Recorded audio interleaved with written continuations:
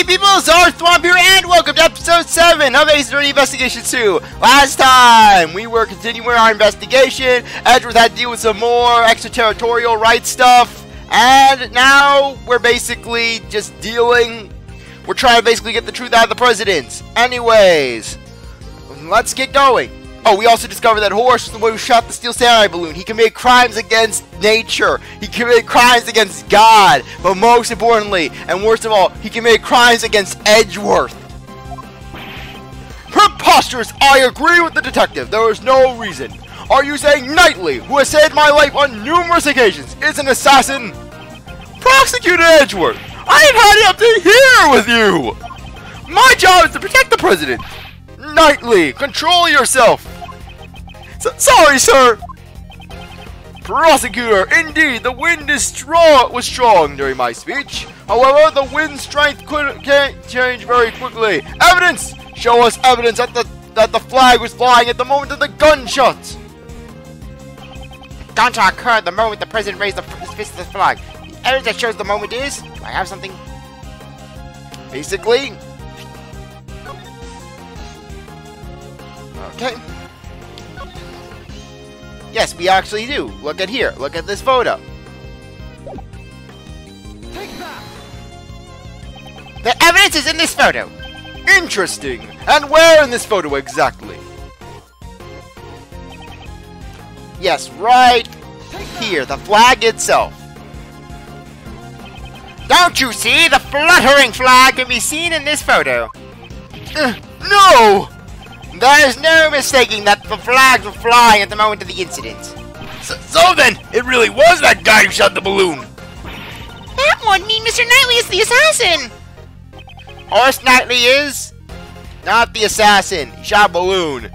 Granted, he did kill the Steel Samurai. He committed crimes against the Steel Samurai, but he's no assassin. Horse Knightley is not the assassin. The only thing he shot was a balloon on the outside of the president. He wasn't aiming at the president. Why then? Why is it necessary for me to do such a thing? Depending on your answer, I might take aim at your pretty little head. Just like those girls I killed back in Alabama. Why was it necessary? I presume the reason is connected to the one thing that felt out of place. The one who shot the balloon was the president's bodyguard, Knightley. The fact will change the entire viewpoint of this case.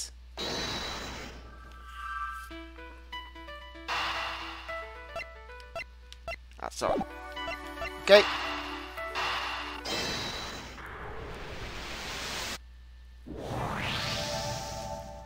Why was Knightley's position changed? 'Cause I can't turn my head to the right. My position got changed to the president's left side. In other words, I was relocated to the right side of the stage. Was that really the only reason? If the plans had not changed and Knightley remained on the left side of the stage, Knightley can't turn his head to the right. Would have been able to aim at the balloon on the left side of the stage. Perhaps the security plans were altered so that Knightley could shoot the balloon. If that's the case, what's this? The details of the security plans were changed. Yeah, that's right. It was changed yesterday. President's orders. The security plans were changed on the president's orders.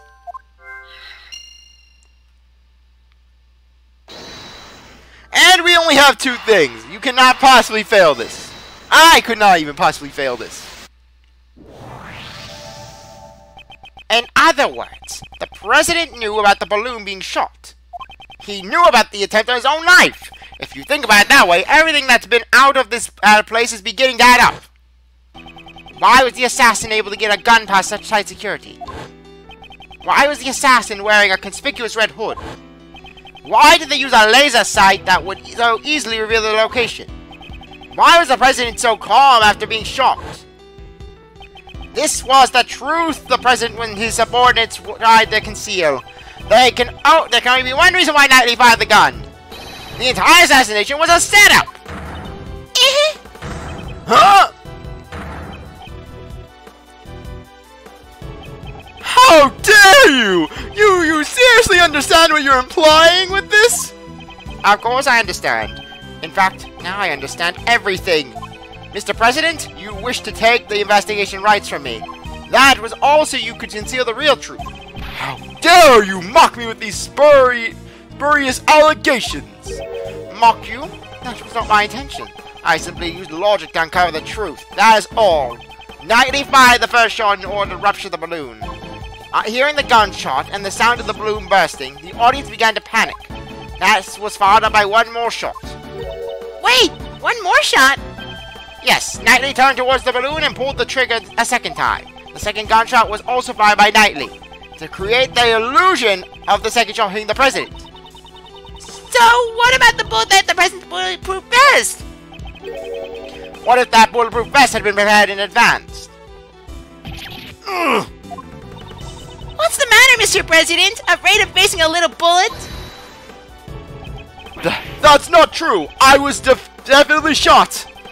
If we examine the bullet in your vest, it would answer the question for us. Will we find Rooke's blood on that bullet? But the person in the red hood who shot me is in that photo! Weren't you listening, Mr. President? On the bullet trajectory, the one who fired the shot must have been Knightley. Then Nicole! She was too was part of the president's plan. She was to bear the blame and become the false assassin. The red hood figure! Exactly. I don't know how much of the plan Miss Swift knew beforehand. However, she didn't fire the gun. All she did was aim the laser pointer at the president's head. That's right! Once the crowd began to panic, you would turn your parka inside out. And thus the red hood figure vanished. After that, you discarded the gun and the security plan in the trash. And the illusion of the assassin vanishing like a ghost was complete. And with the assassin gone, the case would go unsolved, pal! Yes, that was what we hoped for. That's why you wouldn't let Mr. Edgeworth investigate the case! Exactly. All of this was an asinine publicity stunt from a lying president. But you! Oh! Sonic Burst! Oh!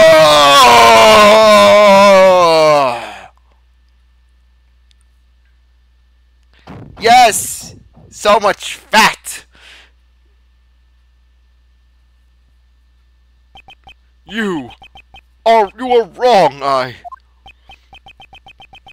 He revealed his true form! Now the final fight can begin! And like the final battle from Mario and Luigi Bowser's story, it just starts playing. The assassination is a lie, isn't it?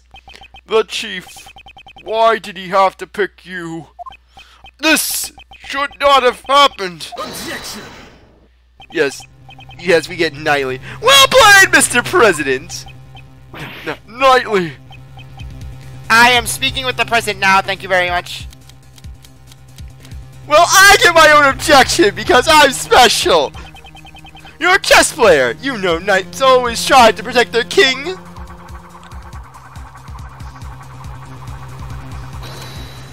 So shut up now! Are you threatening me, Mr. Knightley? What's with this guy? Oops, sorry, I went over the top there. But on to business. As my first move, I want to ask you a question. You said I fired a gun on the stage, right? Then I should have been caught. The entire audience was watching me. Attache case. I see now my move. You used a certain object to prevent the spectators from seeing you. A certain object? What did Knightley use to prevent him? Take that! I believe you used this. Am I getting close? How should I know? You tell me. There's definitely something strange about that evidence. So, what exactly is so strange, Mr. Prosecutor? If Knightley did fire his gun, Basically, briefcase! yes, I have to use the attache case separately. I can't use the photo. I can't use the photo that shows the attache case that Knightley was holding up while he was firing the gun. No, because this is Ace Attorney. You play by its rules. It's not Burger King. Exactly. I'd like you to have a look at this photo Kay took. Your right hand is completely hidden by the case. This photo captures the exact moment you secretly fired the gun. You use the attache case as a screen. You seem to enjoy making up convenient stories, Mr. Prosecutor. But you've missed something. What have I missed? What? And everything you've said is a hypothesis, a theory. The lag slipping in the wind, using the case as a screen. The security plans were modified because I can't move my neck. You've got no decisive evidence. Yeah, it'd be great if you had the bullet that hit the balloon. Then you could examine it and see if the ballistic markings match to my gun. That bullet's probably at the bottom of the lake. Finding it would be real tough, right? I hate to admit it, but as he says, there's no decisive evidence. If there's no proof, the only thing you can do is shut up, so do so.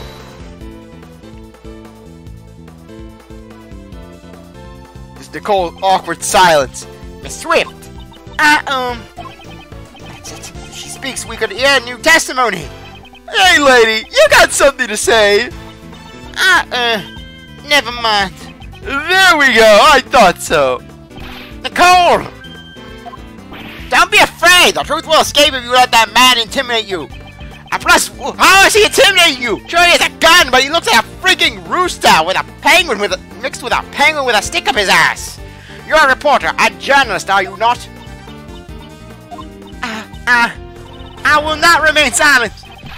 You'd better consider your position. Use your head before saying something you will regret. Say it! Why is Adobe Acrobat D-Reader DC telling CzarThwomp about new versions? Go away! That's right, go away! Oh, seriously, that banner! I swear, my Adobe was telling me now it needs an update. I forgot the #1 rule, journalism. Journalists must not tell lies. You can't see, the scoop if it ain't the truth. And then Lada, she just burst in. I am disowning y'all! Get out of my sight! Mr. Edgeworth, I'm sorry. I've been hiding this the whole time. I used this laser pointer to aim at the president. That's all I did. I didn't buy the gun. You stupid woman! If you testify, you'll be admitting that you're an accomplice! I don't care. I'm going to tell him everything. 3 days ago, I was covering an event at the Zangva embassy. These damn embassies! Then some of the president's men called me over. They said if I cooperate, I'd get an exclusive interview with the president. And the gun in the trash. I really don't know. All I was told was to come wearing a red hood and to aim the laser pointer. I never thought it would snowball into all this. I'm sorry. Nicole, thank you. That was a testimony worthy of the courtroom. This is sufficient testimony to verify the fake assassination plots. Damn you! The lot of you! You're all a bunch of mindless morons! And you're a border bee for Shelly the Killer! I think I'd rather take my minus moron position over your bottom bee position any day. Yes, spread your ass cheeks for Shelly the Killer like the bee you are. It's a shame. If only you had been able to set the investigation as planned, you would have been able to silence this young lady. Blast! So tomorrow's headlines will now read, fake assassination plan exposed becomes a murder. Right? I can't believe that you do something this horrible, pal! I admit nothing! The president. Knightley, that's enough. We have no choice but to admit it. So, Mr. President, you admit that you planned a fake assassination? Yes, I admit it. I'm sorry. But why? Why did you have to do this? My approval ratings in Zangfa have fallen. I wanted to appeal to them as a strong president who survived an assassination. But in the end, it was just a lie. A stupid lie. And the bullet in the bulletproof vest? Prepared earlier. It was not fired today. But what about Mr. the Killer? It seems our plan was leaked. Someone wanted to make this fake assassination real. That's why the killer wore the red raincoat. He would impersonate the culprit for the plan in order to approach the president. But there's still one thing I don't understand. What's that? Why did Rooke die? His death was not part of this charade. And yet, it really happened. Yes, why was his life taken? Ethan was an outstanding bodyguard. Even though he wasn't from my country, he had my utmost trust. I wonder! I wouldn't think that having the trust of a cowardly president meant that much, honestly. Hey! That's the same sort of bond between me and Mr. Edgeworth, pal! You insult me, Gumshoe. I wouldn't put it that way. I don't trust you, Gumshoe. I never trusted you! Did Rooke know of your plan? Not the exact details. I asked him to cooperate, and he refused. You should have listened to his advice. Yes, indeed. I wouldn't have done all this if I had known.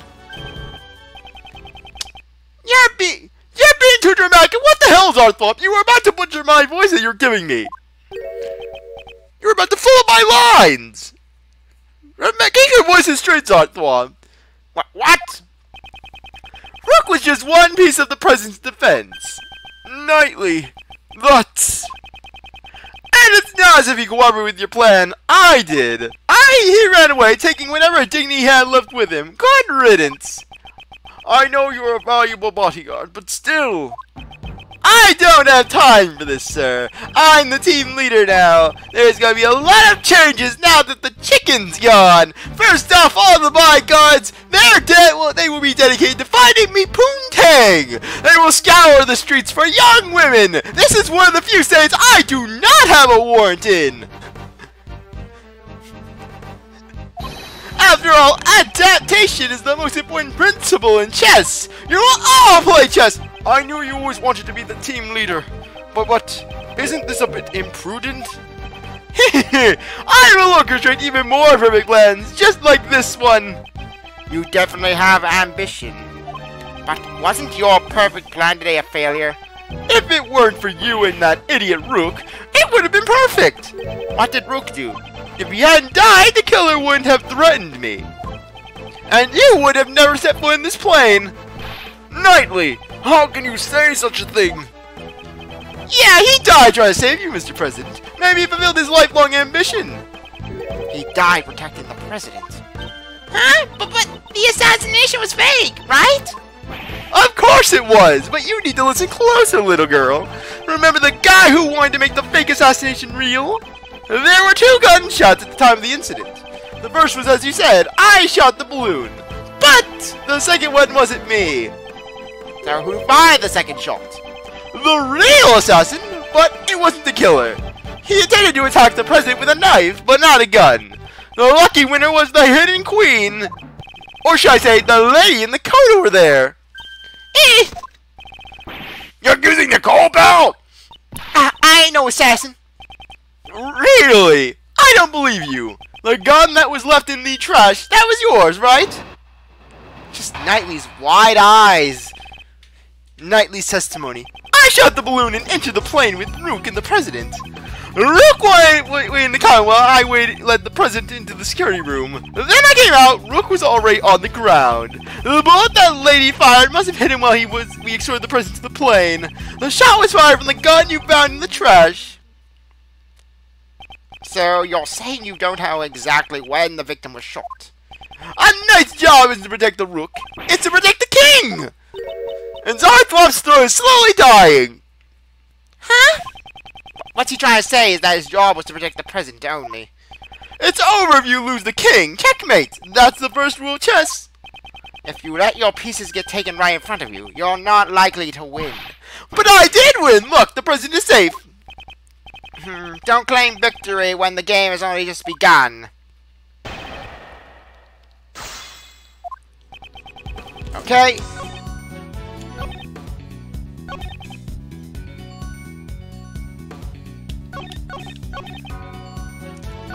I'm just gonna do this presenting and I have to call. Okay, I'm good. So the victim had no part in your plan. Yeah, that's right. He didn't even know it was all fake. So you're saying he thought it was a real assassination attempt? But you fired the gun right next to him, wouldn't he have noticed? Maybe he did. Not that it matters now. Besides, even if he thought the assassination attempt was a fake, his duty was to protect the king. He made a split-second decision to sacrifice himself. The victim was truly a man of honor. You're wrong! It was all part of my plan! He simply assisted in our little performance on stage.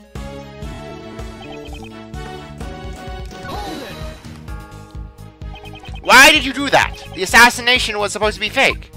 There were a lot of guests milling around outside.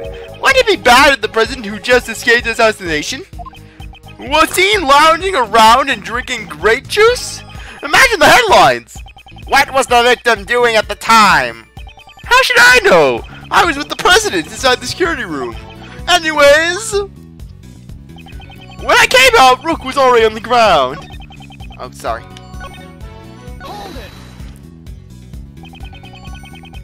Where did you find the body? About where he is now. He collapsed in the middle of this room.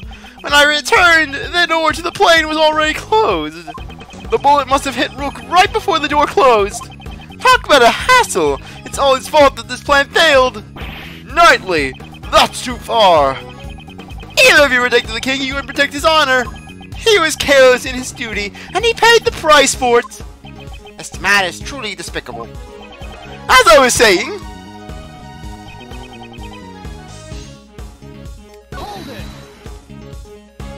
Weren't you both carrying bulletproof attaché cases?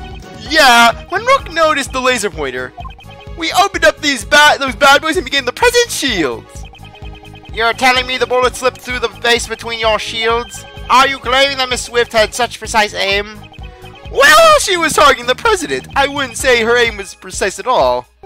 So the bullet was off target and just happened to hit the victim instead, through the tiny gap between his bulletproof vest and case. I don't want to believe it either, but don't say the truth is stranger than fiction. Rooke was hit by a 1 in a million shot, and you have the evidence to prove it.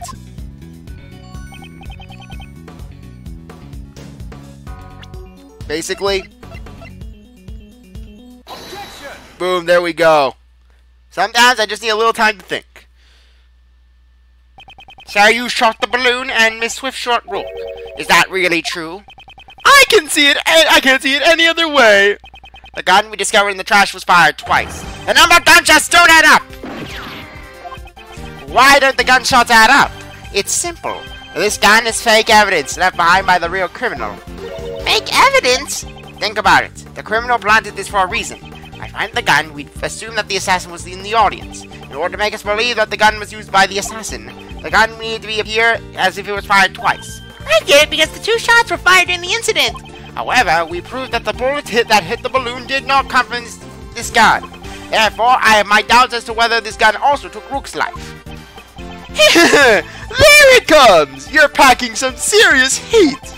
Enough with the song and dance, you've come this far, go ahead and say it! I won't just say it, I'll prove it. The one who really shot Rooke is... Take that! Horace Knightley, you murdered Rooke. Heh, you finally said it! Knightley, you couldn't have! The killer wasn't the only one who took advantage of the fake assassination plot. You intended to murder Rooke and claim he was the victim of the assassination. Once the president had entered the security room and the door to the plane was closed, only the victim and Knightley would have been left in this room. And at that moment, you fired a 3rd bullet directly at Rooke. Objection! A 3rd bullet? Ha! Only 2 gunshots were heard. The numbers don't match up. The plane's walls are soundproof. If the door was closed, the gunshot would not have been heard outside. But wasn't the president in the next room? That's true. The president must have heard the gunshot. Mr. President, did you hear a gunshot? I didn't hear any gunshots. But weren't you watching this room through the security cameras? The cameras in this room aren't usually turned on. I turned on the power after I entered the security room. So you didn't turn on the power immediately after entering the room? No, actually, I... What is it? He's not being clear. Mr. President, focus! This is vital! Please! I was hiding under the bed, covering my ears. What? But you knew the assassination was fake! It doesn't matter. I simply hate the sound of guns. It's that terrorizing sound. I just can't help it. Gumshoe, you should be more than understanding. That definitely ain't gonna in my article. Ahem. Knightley, you saw the president hiding under his bed. I don't look under his bed. Furthermore, you couldn't tell if the security cameras had been turned on by looking at the monitors. If that moment, when the president wouldn't hear the gunshot or see the room, you had a chance to fire a 3rd bullet at Rooke. Knightley, did you really? You deceived me. You really think I killed that moron? That's cold, Mr. President. Have a little faith in me. The bodyguard who's risking his life to protect you. I want to believe you. I really do, but I just don't get it. Why are you suspecting me alone? There's still the possibility that she's the killer. This gun is not the murder weapon. The number of missing bullets makes that clear. Maybe it was 1 short to begin with. Ever think of that? What? Maybe it already fired a shot yesterday or the day before. And the second shot was fired today. The one that hit Rooke. Well, isn't that just a perfect excuse? Excuse? The possibility exists. You can't deny that. He's right. I can't deny it completely. You need decisive evidence. Evidence so decisive that it makes my heart stop and my logic crumble. You got something like that? Ah! Mr. Edgeworth, can't you do anything? At this rate, Nicole will. Mr. Prosecutor, it's true. I did an awful thing for a scoop, but I never killed nobody. I could never do a thing like that. Decisive evidence. If I could prove that the murder weapon was Knightley's gun, proof it was his gun. Yeah, it'd be great if you had the bullet that hit the balloon. Then you could examine it and see if the ballistic markings match my gun. If we can find the bullet that took Rooke's life, we can determine which gun fired the shot from the ballistic markings. If you've got no evidence, then we're done talking. Hold it! What? You don't seriously have decisive evidence. CzarThwomp's hand is cut. Or his thumb. Naturally. That's a big joke. Well, come on, show us. What's this so-called evidence? The bullet that hit Rooke, the size of already. The evidence, do I have it?